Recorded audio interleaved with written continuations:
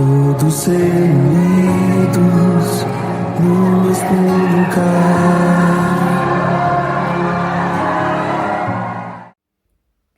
Olá, a paz do Senhor Jesus, bem-vindas, bem-vindas ao nosso plano de leitura, mais um dia dessa nossa caminhada, bem-vindas ao capítulo de número 16, bem-vindas, né, a esse propósito. A presença de Deus é sobre a sua vida e que a paz que excede todo o entendimento encha o seu coração nessa hora, que você se encha de graça, que o Senhor conceda no seu coração a chama, né?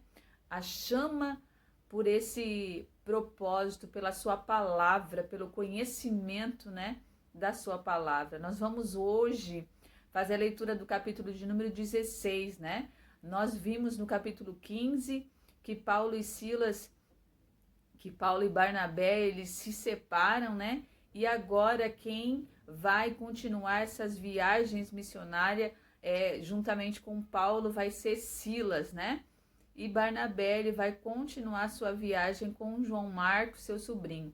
Mas nós vamos fazer a leitura agora do capítulo de número 16 e saber então como se deu esta viagem de Paulo agora na presença de Silas, né? O Senhor com certeza tem algo extraordinário para falar aos nossos corações hoje, durante a leitura deste capítulo. Vamos ler?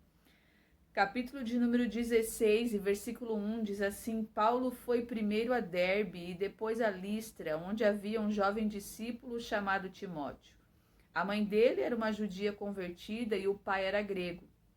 Os irmãos em Listra e Icônio o tinham em alta consideração, de modo que Paulo pediu que ele os acompanhasse em sua viagem.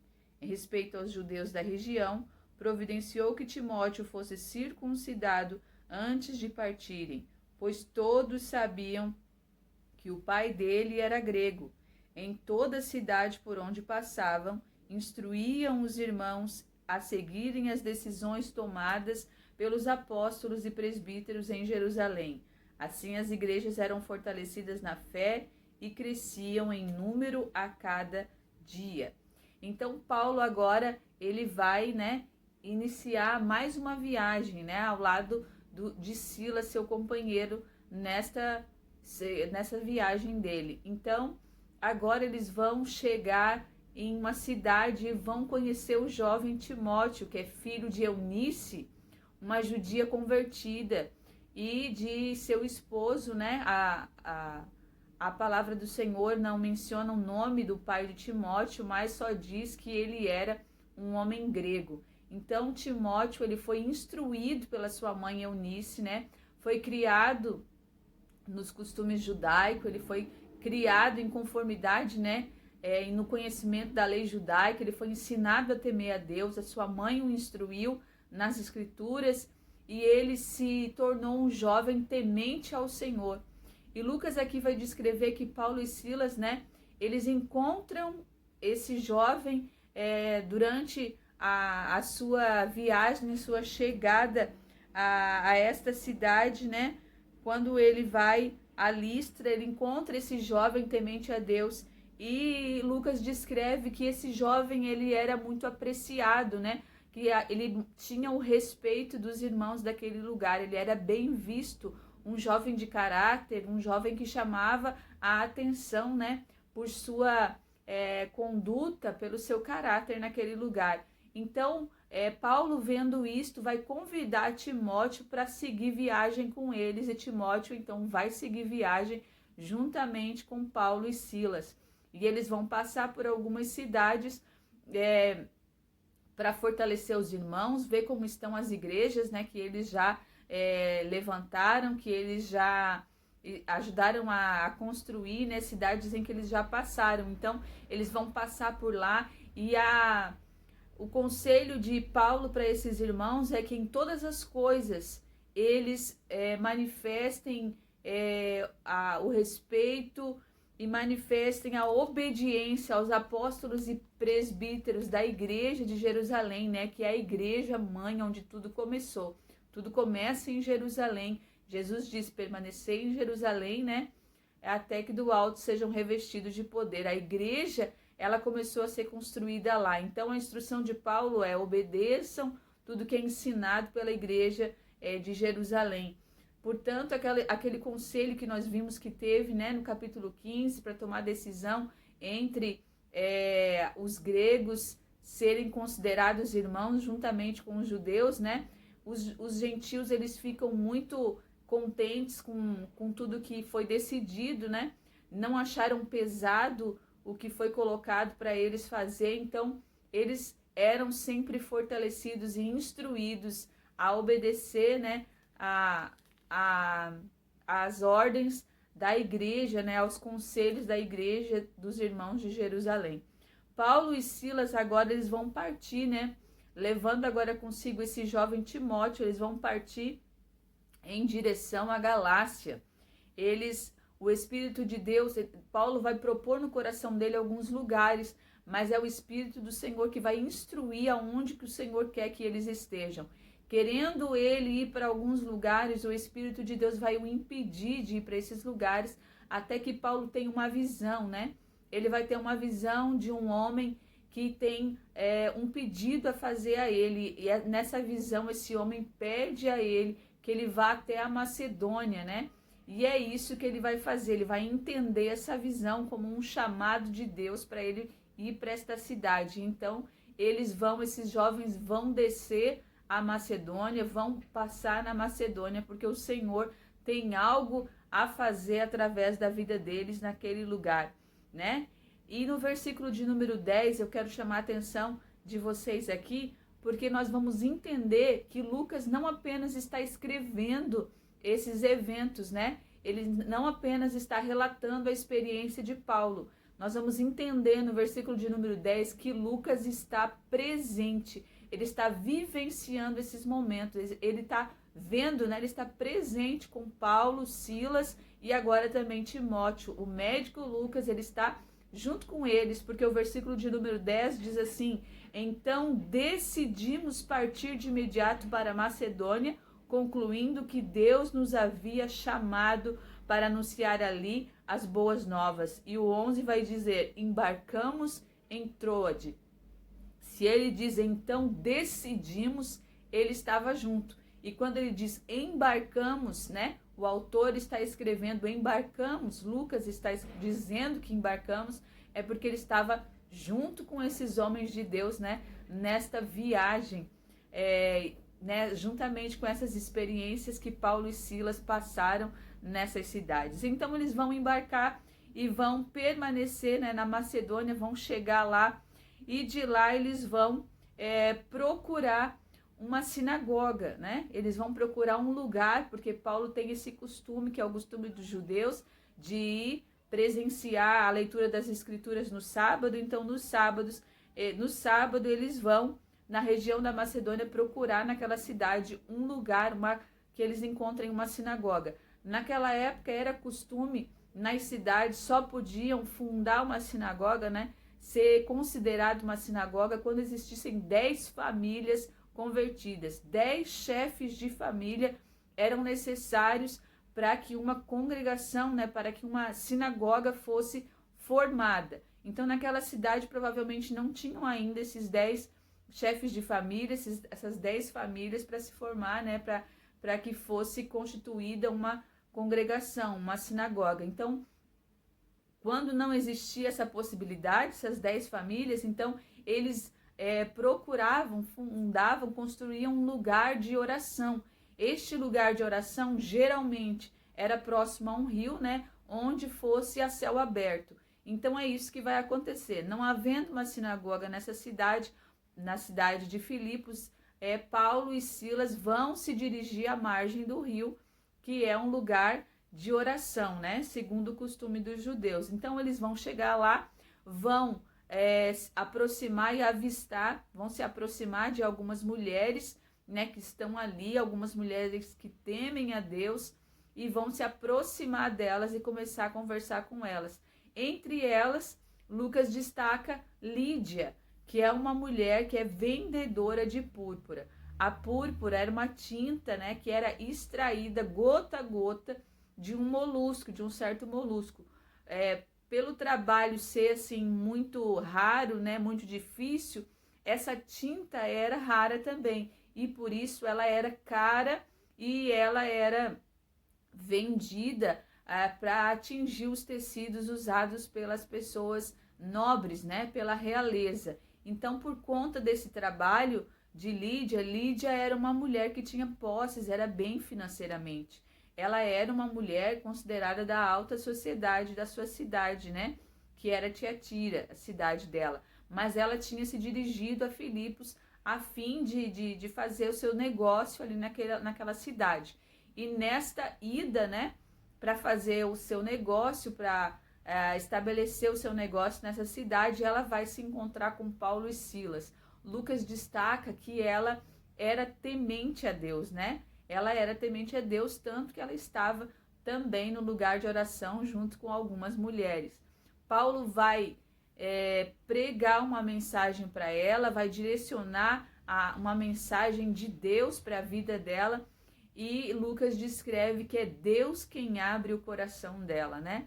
Paulo, ele prega, faz o que cabe a ele, né? E Deus é quem vai fazer, quem vai convencer o coração desta mulher a aceitar a mensagem de Paulo. E que isso fique como experiência nos nossos corações no dia de hoje. Pregue, fale. Quem convence não somos nós. Nós não podemos tentar falar bonito, tentar manter uma sabedoria, né, humana, porque não somos nós que convencemos. O Espírito de Deus nos instrui acerca do que nós temos que falar. O Espírito de Deus nos leva aos lugares que nós temos que ir, né, onde Ele deseja fazer algo através da nossa vida, mas nós somos instrumentos. O Senhor é o dono da obra, é Ele que convence. E Ele vai convencer Lídia, né? E ela vai ficar tão tocada com as palavras, né, com tanto temor no seu coração, que ela vai querer fazer algo por esses homens de Deus. E a palavra dela para esses homens está ali no versículo de número 15, né? Quando Paulo prega para ela, Deus abre o coração, ela é batizada, e o versículo 15 vai dizer que ela pediu que esses homens se hospedassem na casa dela, dizendo o seguinte: se vocês concordam que eu creio de fato no Senhor, venham ficar em minha casa. Olha o desejo, né, de ser hospitaleira, né, essa qualidade que nós temos que ter, que Paulo destacou numa das suas cartas, dizendo que nós precisamos ser hospitaleiros, né, porque alguns, né, hospedando homens, eles hospedaram anjos, né, desejando hospedar e tratar bem homens de Deus, hospedaram anjos.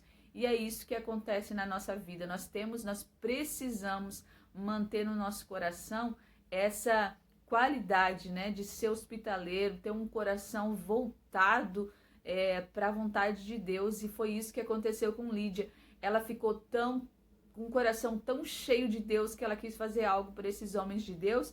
E Paulo vai dizer que ela insistiu até que eles aceitaram se hospedar na sua casa. E Lídia, então, ela vai hospedar esses homens. Lucas vai dizer que eles permaneceram ali alguns dias na casa de Lídia, né? Eles permaneceram ali, indo dia após dia, né, neste lugar de oração. Eles permaneceram hospedados na casa de Lídia, né? E dia a dia eles iam pregar a palavra neste lugar de oração. Vários dias eles iam, e no caminho eles encontravam uma jovem que era possessa por demônios que a faziam fazer adivinhações, né, a respeito do futuro das pessoas. O povo daquela cidade tinha esta jovem como uma pessoa que possuía ela era a fonte da verdade, porque ela falava a respeito do que ia acontecer futuramente. Dia após dia, quando os homens de Deus, quando Paulo, Silas, Timóteo, Lucas passavam pela cidade se direcionando à margem do rio, né, o lugar de oração, essa jovem, ela falava o seguinte para esses homens de Deus: o versículo de número 17. Ela seguia Paulo e a nós, né, diz Lucas, e gritava o seguinte: esses homens são servos do Deus Altíssimo e vieram anunciar como vocês podem ser salvos. Ela dizia isso ao povo que estava ali, né? Dia após dia, Lucas vai dizer que ela falava isso. Era uma mentira? Não, não era uma mentira. Por isso que o povo a via como a fonte da verdade. Mas a Bíblia vai dizer, Lucas vai escrever que certo dia, depois de alguns dias que ela vinha fazendo isso, Paulo vai se irritar, porque o povo vai ter essa mulher como uma fonte da verdade. E o que irrita Paulo não é que ela está falando a verdade a respeito dele, porque ela está falando a verdade. Eles são servos do Deus Altíssimo e eles estão ali para pregar, né, a palavra e trazer a salvação àquela cidade. Ela falou a verdade, porém quem falou foi um demônio pela boca daquela jovem. E é isso que vem a irritar Paulo, porque ele não vai permitir que ela engane, né, o povo, permaneça enganando, porque ela está possessa de um espírito imundo. E se Paulo manter essa verdade, né, deixar ela continuar falando possessa, falando além, né, apesar de estar falando a verdade, se Paulo deixar a situação continuar assim, ele vai estar concordando com aquilo que ela vai fazer posteriormente. Ela tem alguns senhores que ganham dinheiro, né, com as adivinhações dela. E o que Paulo vai fazer é libertar esta jovem no nome de Jesus, para que ela conheça o poder de Deus realmente, para que ela conheça esse Deus de que o Espírito está falando, porque o Espírito conhece o nome do Senhor Jesus, né? O que Paulo quer é que ela conheça, né? Lembram daquela passagem nos evangelhos onde os discípulos, existiam os homens que foram orar por um homem possesso e o Espírito respondeu o seguinte para eles: esse Jesus que vocês falam, eu conheço, mas vocês quem são? Porque os espíritos conhecem o poder do nome de Jesus. Então Paulo vai libertar aquela vida para que ela conheça o poder do nome de Jesus. Paulo vai olhar para ela e vai dizer em nome de Jesus, vai expulsar aquele demônio e na mesma hora a jovem vai ser liberta. Mas com isso ele vai gerar, né, um tumulto, porque os senhores agora não vão mais ganhar dinheiro com aquela vida. Os homens, os senhores os donos, né, daquela jovem possessa, os que ganham dinheiro com as suas adivinhações, agora eles vão ver os seus lucros caindo. E isso vai gerar uma revolta no coração deles. Eles não querem nem saber se ela estava possessa de demônio, se agora ela está liberta, se ela vai viver uma vida de libertação. Eles querem saber que o lucro deles está ameaçado. E com isso eles vão pegar Paulo e Silas, vão causar um tumulto, vão fazer com que uma multidão acusem eles de estar falando de ensinamentos, de estar ensinando, né, contrariedades à lei em Roma. Eles vão levantar acusações contra Paulo e Silas e com isso as vestes deles vão ser arrancadas, rasgadas pelo povo, né? E eles vão ser açoitados com varas, né? Eles vão ser açoitados com varas, levados à prisão. Posteriormente eles vão ser lançados no cárcere. Diz o versículo de número 23. Depois de serem severamente açoitados, foram lançados na prisão e o carcereiro recebeu ordem para não deixar eles escaparem. Lembrem que eu já falei que naquela época, né, o castigo, né, para quem deixasse um prisioneiro fugir da prisão era a morte, né? Então, o cuidado que eles tinham de agora manter Paulo nesse cárcere, né? Além de estarem presos, eles estavam presos também pelos tornozelos a troncos. Existiam correntes nos pés, né, de Paulo e Silas naquela prisão. Mas nós sabemos que nada, né, como diz a palavra de Deus, acaso existe alguma coisa demasiadamente impossível para mim, diz o Senhor. Não existe nem corrente, nem ferrolho, nem prisão, nem porta de ferro, nada é capaz de romper o poder de Deus. O poder do Senhor é maior que todas as coisas. E o que vai acontecer é algo extraordinário. Paulo e Silas estão na prisão, estão ali presos, mantidos no cárcere, acorrentados pelos tornozelos, mas eles estão louvando ao Senhor. A palavra do Senhor, Lucas escreve no versículo 25, que é quase meia-noite, e eles estão orando ao Senhor, eles estão falando com Deus, né? Certamente eles estão dizendo: Senhor, nos sustenta, porque estamos aqui por conta da tua palavra, porque amamos a missão que o Senhor nos confiou. Glória a Deus, e o meu coração se enche, né, de temor com esse versículo, porque nós sabemos que o Senhor é responsável pela missão que Ele nos confia, né? Se nós vamos no nome do Senhor Jesus, é Ele quem se responsabiliza. E a palavra do Senhor vai dizer que enquanto Paulo e Silas cantavam, os outros presos ouviam. Tamanha era a unção, com certeza, né? Tamanha era a autoridade no louvor, na oração desses homens, que os presos que estavam ali também ouviam eles cantando, eles orando, até que nós vamos ver que de repente, né, durante a oração, durante o louvor desses homens, um terremoto, né, um tremor acontece naquele lugar, a ponto de as correntes que estão nos pés deles se caírem, a ponto das portas da prisão se abrirem, né? E de repente, o carcereiro, que sabe o que vai acontecer a ele se os presos forem soltos, ele vê essas portas abertas, né? Ele estava dormindo e agora ele acorda e vê as portas da prisão abertas, e antes de olhar, ele já imagina que os presos fugiram, porque a porta está aberta, ele já imagina que os presos fugiram todos, ele vai puxar a sua espada, né? Não vai esperar que os magistrados venham matá-lo, né? Mas ele vai tentar, vai tentar cometer o suicídio, mas quando ele puxa a espada e Paulo observa isso, ele vai dizer: não faça isso contra a sua vida, porque nós estamos todos aqui. Deus vai livrar esse homem, porque Deus tem um propósito de salvação nesta casa, e é assim que Deus faz, né?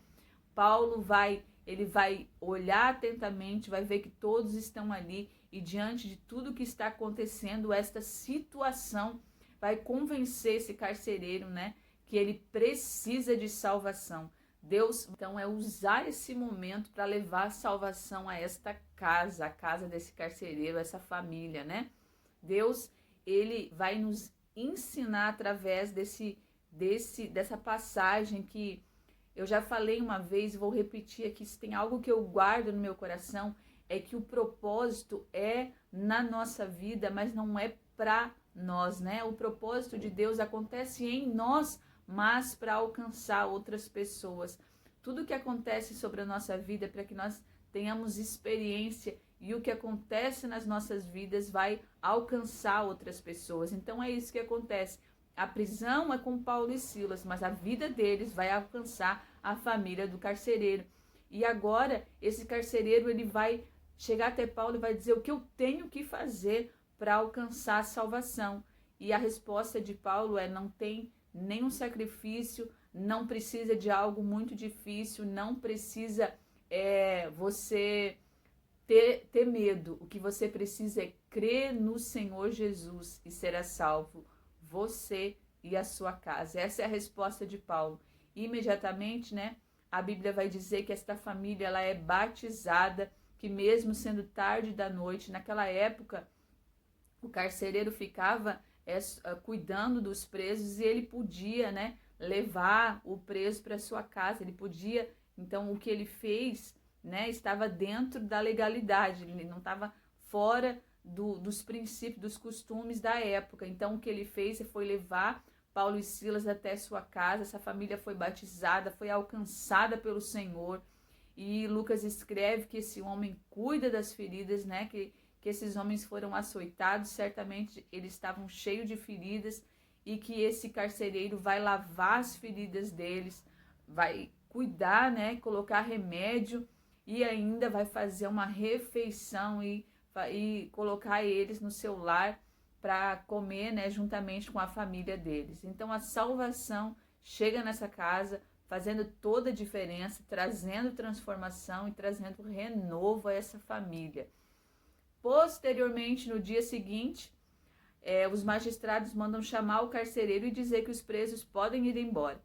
O carcereiro vai levar esta mensagem até Paulo e Silas, mas Paulo ele vai dizer não, fomos açoitados publicamente, né? Fomos arrastados em praça públicas e lançados no cárcere. Isso aconteceu em público e agora eles querem nos mandar embora às escondidas. Nós somos cidadão romano. E quando os magistrados ficam sabendo, quando o carcereiro leva a resposta de Paulo até eles e eles ficam sabendo que eles são cidadãos romanos, então eles ficam assustados, né? Porque não era permitido açoitar romanos em praça pública sem que eles tivessem um julgamento justo, né? Então o que eles realizaram com esses homens de cidadania romana foi ilegal e agora eles ficam temerosos, né? E aí o que vai acontecer é que eles vão até Paulo e Silas pedir desculpas a eles e liberar eles publicamente, né? Com isso, Paulo, o que acontece com essa situação? Paulo ele vai pensar na igreja da cidade de Filipos, essa igreja que está apenas iniciando. Se Paulo vai embora, né? A primeira vez que eles disseram, olha, vocês estão soltos, podem ir embora às escondidas, né? O povo que viu Paulo e Silas ser açoitados vão pensar que eles eram culpados, eles foram açoitados em praça pública, né? Eles foram ditos como culpados, tiveram acusações diante de toda uma multidão.